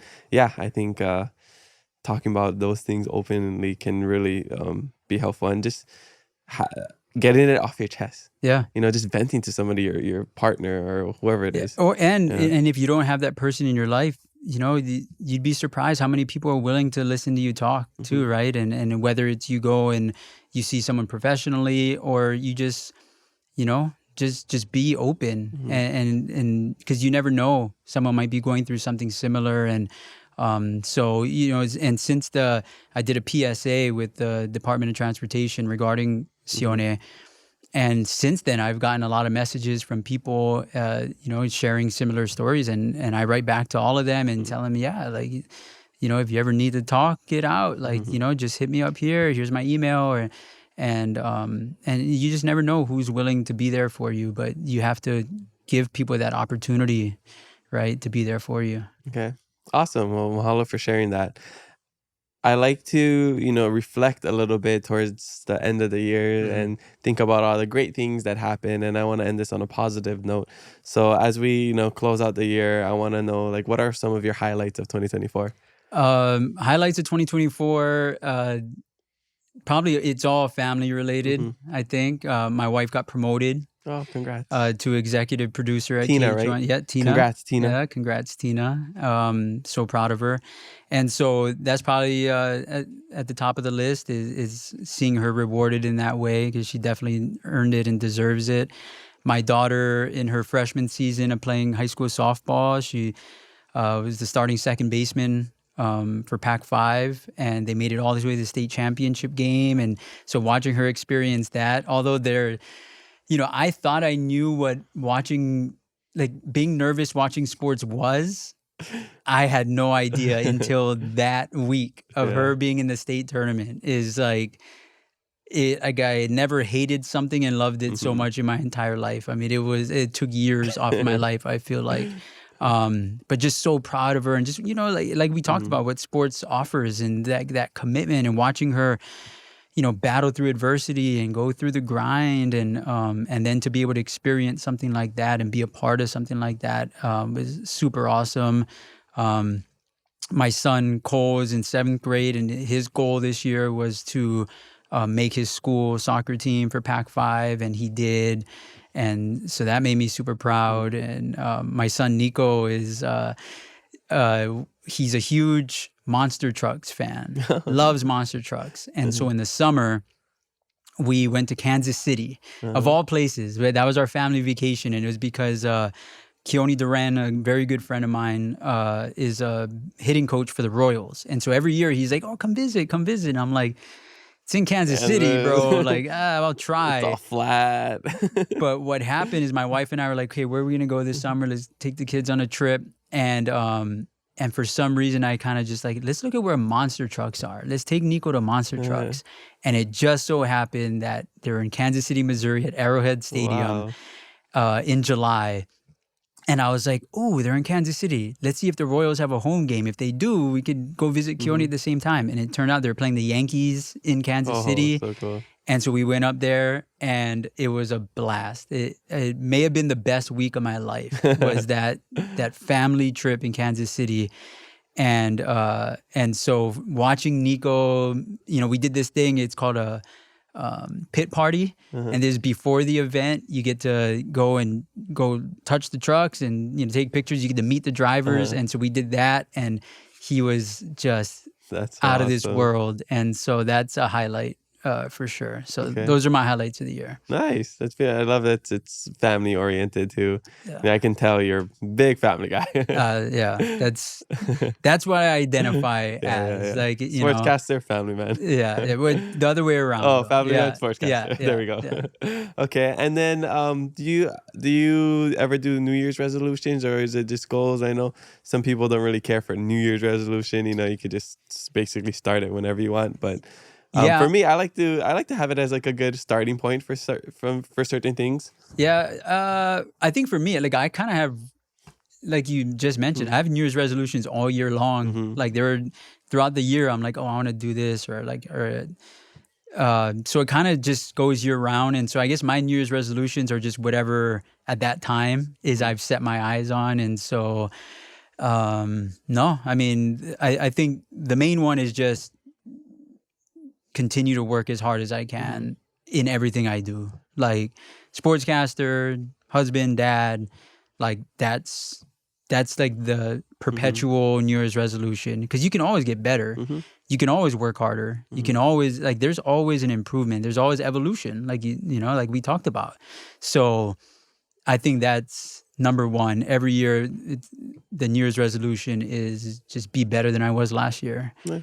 And be better tomorrow than I was today. Yeah. That's good. A quote that I recently heard, and I love it. I wish I heard it a long time ago, is what you're not changing, you're choosing. Yeah. Yeah. And I just love that, because at the end of the day, we always have, you know, the freedom of choice. So, you know, we all talk about these goals that we want, these New Year's resolutions, whether that's working out, getting into shape, eating better, getting a new job. And, you know, if you're not changing it, you're choosing, you know? Yeah. Because there are things that are in our control, you know? Yeah. Like just going for a run, working out, stuff like that. And that's usually probably the top New Year's resolution for people. Yeah. And for me, I know one time that's my goal. 2025 is like, let's get healthy. Let's get back into shape. I'm so excited for that. I can play sports again. So that's what I'm looking forward to doing in 2025. No, it's great. And look forward to it, man. You getting out of this and attacking again. And no, but you're absolutely right. As far as controlling what you can control. I mean, I'm sure my daughter will never watch this because she never watches anything I do. You know, that's like our joke. Or she might see some clips, because these clips go around social media. And but she, I mean, total eye roll, right, all the time. Where I'm just like, that's my perpetual message to her: just control what you can control. Don't worry about anything else. Like, all you need to worry about is what you are in control of. And I believe that 1,000,000%. Totally. We'll cut up this clip and tag her. Do it. Yeah. So she's forced to Yeah. see. Yeah. Okay, and then what are your 5, 10, 20-year plan? What is you plan to retire at any point? I do. Grow out the facial hair? Yeah. What's funny is, I mean, I've been shaving since I was 19, right? Like every day. That's why you still work. look 19. You And still look young. Yeah. And so whenever I'm not working, I don't shave. And so that's kind of like every vacation is just like a beard grows. And so that's the one thing is that I'm looking forward to growing out a beard and retiring one day. I do talk about retirement. It's still years away, but I want to retire at 60. I think that's kind of like the plan now. But a lot of it has to do with just, I started when I was 19. Like I want to enjoy, and not only did I start at 19, but I've been working 15 hours a day since I was 19, right? And so that's kind of the long term. And so I'm 42 now. And so over the next 18 years, I'd love to still work here in Hawaii as a sportscaster. If that's not in the cards, then, I do something else. But I love what I do and I want to do it for as long as I can. And and that's pretty much that's what's on the vision board. Yeah. Is just try to be the best I can be until it's time to retire, and then be the best retiree I can be, and travel and do a lot of fun stuff. And I mean, my goal is just to soak up every moment that I have right now with my family being the ages that they are. And because especially having two kids that are older than the third, it reminds you. I mean, everyone tells you like, oh, they grow up fast, and you hear that a billion times, especially when you first have a child, like, oh, enjoy this time. They grow up fast. And you don't really truly understand it until they're 16 years old. And you're just like, what? Like, when did that happen? Like, she's going to be in college in 2 years? That's crazy. And so, I don't look too far ahead because I don't want to miss tomorrow, and I don't want to miss today. So, yeah. Oh, awesome. Well, excited to see you on the news for many, many more years. Thanks. UH football, you have 18 years to get to a bowl championship. Yes. Come on. We can do it before don't he make me retires. wait 18, though. Yeah. Don't make me wait 18. Maybe next 5 years, maybe. Yeah. Okay, so what do you think makes Hawai'i sports so special? And, for me, it's the pride that we have, like following, even going just to high school, the pride we have for people coming from a certain high school, hometown, supporting all these athletes in their respective sports, whether that's MMA or football, baseball, basketball.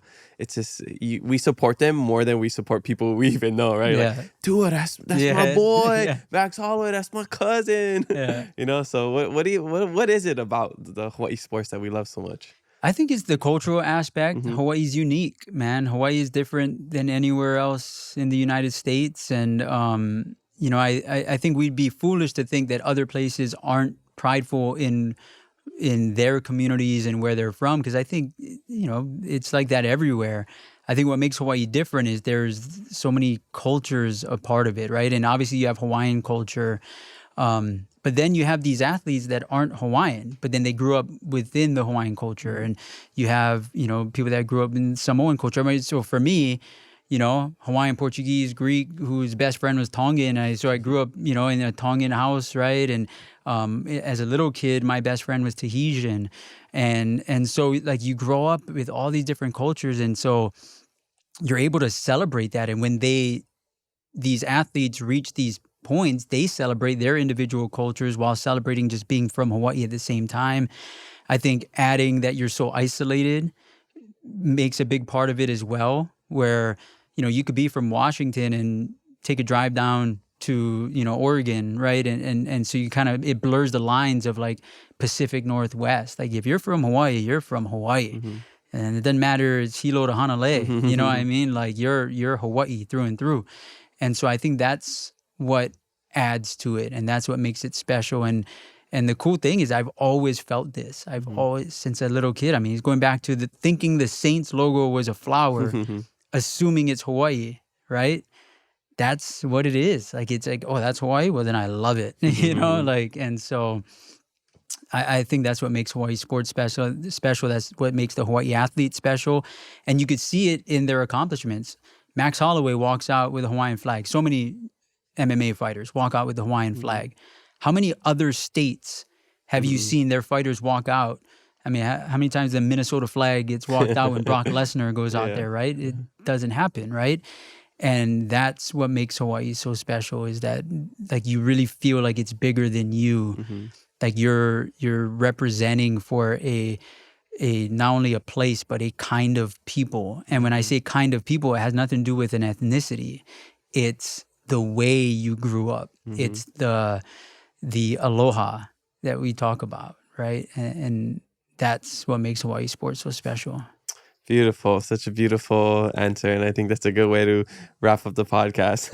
Before we end, though, I got to know, what is your life hack? Were you able to think of one? Okay, so I'm not very handy, so I don't have a life hack in that regard. But I got a couple of that I truly feel are life hacks. Like I've felt that they've been life hacks for me. One, making your bed every day. Every single day. Because it's the simplest thing to do. Takes less than a minute, right? But you stare at this bed and you're like, I don't need to do this, right? Like there's no consequence. It's not like your bed's going to fall apart. It's not like the sheets are going to wither away if you don't make the bed, right? But it's this commitment that you made to yourself that I'm going to make the bed. And then you'd be surprised how much easier other things become because you started your day doing that. Because there's these little things, and it's not even like an accomplishment. Because I used to think that that's what it was that you're accomplishing something. So you already started your day with a win. But as time went on, when I decided that I would do this, and then it became important to me, is that you realize that it just shows you like how quickly you can get something done if you just do it, right? Because like making the bed seems like it's like, oh, I gotta do it, and then I gotta climb to the other side, and if you want to do the whole sprawl out thing, right? But then you do it and you're done in 50 seconds, and you realize like, oh, the next, walking by the sink and there's a bowl in the sink, like that takes 25 seconds to just wash it and put it in the strainer, instead of walking by, letting it go, and the whole day goes by, and then add more dishes. You add more dishes, and so that's been a life hack for me, and it's really important to me. Like it's an important thing in my life that I wake up, I gotta make the bed, and I feel like it's helped me moving forward. Wait, can I interrupt you right there? So I'm the same. So at one point I was like always making the bed because that's the first thing to do, because it just gets the day started, and like starting off with like a workout, whatever it is, just getting the ball rolling. But recently I learned, like my girlfriend told me, and I saw a video about this, is that they said not to make your bed. That's like the new science stuff that they're talking about, because when you don't make the bed, or when you do make the bed, you're trapping a lot of like the dust mites or whatever, the bacteria inside. Wow. And they live off like sweat or like warm places. So when you like cover the bed, then they're like multiplying, or they're getting like more dirty. And they said there's like millions of like bacteria that go on top of the bed, like on your pillows and everything throughout the night. And so when you leave it all open, it gives it a chance to air out. Wow, so you've like now you're gonna change my whole life. Now I have to come up with a new plan. But because I was the same as you, where I'm just like, make the bed first thing in the morning. That's the easiest thing to do. And then recently I'm just like, do I not make the bed now? See, now I'm faced with right? This is like you're going to the same a conundrum now, but because now I'm at that point where if I don't make the bed, like that might mess me up. It might mess me up. And you'd be like, oh, Rob's life really went downhill after doing that podcast. Your wife's gonna be like, Rob, are you okay? Yeah. What happened to you? You're a different person. You're gonna go like this. Yeah. According to science. Well, actually, in 2007. But. Sorry, I just had to share that with you because that's something I learned like literally in the last week. Dude, you rocked my whole world just now. So thanks. There's some serious reflection that's gonna need to take place. Whatever you decide to do, I support. But then the other one is practice, and it sounds silly, but we grew up playing sports, and we understood that you need to practice before you play the game. And so there's a lot of people that they go to work every day, and that's your game.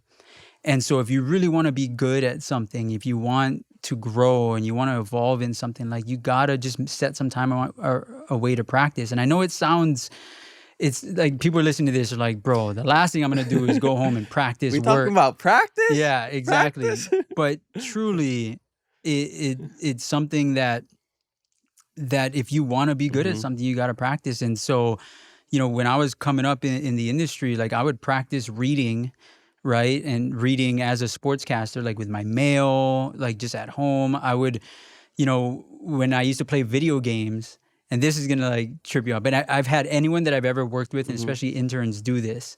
And you play a game of Madden, and the game's over, and I would write a story about this game that I just played, because it gives you a chance to practice, and you don't have to wait till work to, and you'd be surprised how many times that, you know, something you did comes up again, and then you're comfortable in doing it because you practiced it. And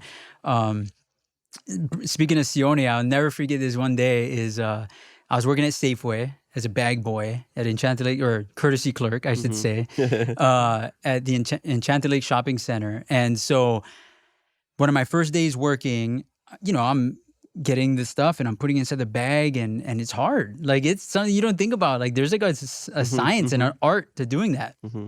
And then I'm looking over, and the guy that I'm working with, he's just like going at 100 miles per hour. Boom, boom, boom, boom, boom. And I think to myself, like, bro, I want to be good like that. Like, I want to do that. So I would go home, and I'd take everything out of the cupboard, and I have a Safeway bag, and I'd practice bagging, because I wasn't okay with being horrible at bagging groceries. Like, I wanted to be good. And so then I would show up the next day at work, and I'd be a little bit better. And then the time went on. And so I remember one day, Sione called me up. He's like, hey, come over. I'm like, okay. And so I left the door unlocked. He walks into the house, and it's just like all my like canned goods are everywhere. And I'm like bagging. He's like, what are you doing? I'm like, oh, I'm practicing bagging. And he's like, bro, are you kidding me? But truly, I wanted to be good at bagging groceries. And so I practiced it, and then I got better at it. And then so work became the game day, and I was better, you know, when I had to do it. And so I know not everyone's going to take that advice, but, you know, it's something that has helped me over the years, that like when, you know, sometimes when I'm at home, I make stories up in my head and I write them just to like practice. And I think it has helped me over the years. That's a great reminder. I mean, if you want to be successful in anything, you got to put in the work. You got to, luck can only get you so far. Exactly. And even like stuff like this is practice, you know. This is work, but it's also getting better, putting in the hours. Every new interview, that's more experience, more hours that I get under my belt. So practice. And before, early on, I would like listen back to what I'm saying. I'd write down the stuff that I didn't like, oh, too many too many likes, too many pauses, stuff like that. So I think being maybe conscious practice maybe is very important. So I support. Okay, so before we wrap up, I got my last fast fave 5 questions. Okay, these are just rapid fire answers. Okay. Favorite childhood snack? Favorite childhood snack? Diamond Bakery soda cracker. Oh, just a plain one? Just plain soda cracker. But you're not eating it with anything? Just sometimes you put cheese, right? You take the American cheese, you fold it into 4s, into little squares, you put on top. But sometimes it's just the soda cracker. It's like the old Raps Hawai'i. Like, oh, I like the cracker. Like, you know? Okay, cool. That's a new one. I never heard. Okay, favorite guilty pleasure? Favorite guilty pleasure would be probably watching these horrible like shows that my wife makes me watch on Netflix, like these like dating game shows or whatever, just these like horrible brain rotting shows. Like you end up watching it just because somebody else is watching it. And you're kind of invested now. Exactly. Or so many times she'll be like, "Oh, I want to watch this series or whatever it is," and then as time goes on, like she falls asleep and I'm still watching it. And so that's my guilty pleasure, is watching these horrible Netflix series that my wife chooses. Okay, that's funny. All right, favorite TV show or movie, sorry. So growing up, Golden Girls is my favorite TV show, but Modern Family, it's a good one, became my favorite show. And that's the one that to this day, like if I get home late from work and I don't have enough time to like watch something, you know, like a series or something that I need to pay attention to or whatever, I'll just turn on Modern Family. I love that show. Everybody needs a show where they can just have on in the background while they're doing stuff like Modern Family, The Office. Yeah, New Girl. Yeah, my sister's staying with me for a while, so she's been just playing New Girl all the time. Yeah, those are Modern Family, New Girl. That's those are good ones. And then for nostalgia, throw on Golden Girls or Saved by the Bell. Okay, nice classic ones. I love Phil's Osophies. Those are my favorite. Phil Dunphy. Yeah, I wrote down some of my own. Like I would make my own and write like I forgot what I named it, but something Osophy, Words of Wisdom. I don't know, but it's based off Phil's Osophy. Okay, favorite sportscaster now, current sportscaster. Ooh, favorite sportscaster now would probably be. I'm trying to think of Daniel Cormier. I guess he could be a sportscaster, right? Like he's a color commentator for UFC fights. I think he's brilliant. I think he's awesome at what he does. And so, when I watch UFC fights, I think he's really, really good. And I think he's the best in the game. And not just UFC, but if you take all the analysts from all the sports and what they bring to the table, and just being able to be funny and witty and smart and have that experience at the same time, I think DC is awesome. Yeah. And he had that. I don't know if he's still going to RC and DC. Yeah. I'm not sure if it's still going. Yeah, I remember seeing that. Because then during the football season, I stopped watching a lot of TV. And so I'll have to catch up to see if he's still doing it or not. Okay. Yeah. All right, last one. And I know you said you don't really have hobbies, but what is your favorite hobby outside of work? This is so lame, and this is going to induce total eye roll, but it's literally watching my kids' sports. Like, I'm sorry. Like, and Do you have anything else besides your family and work?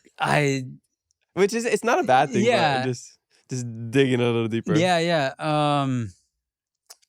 You go to sing karaoke every Friday or something, or no,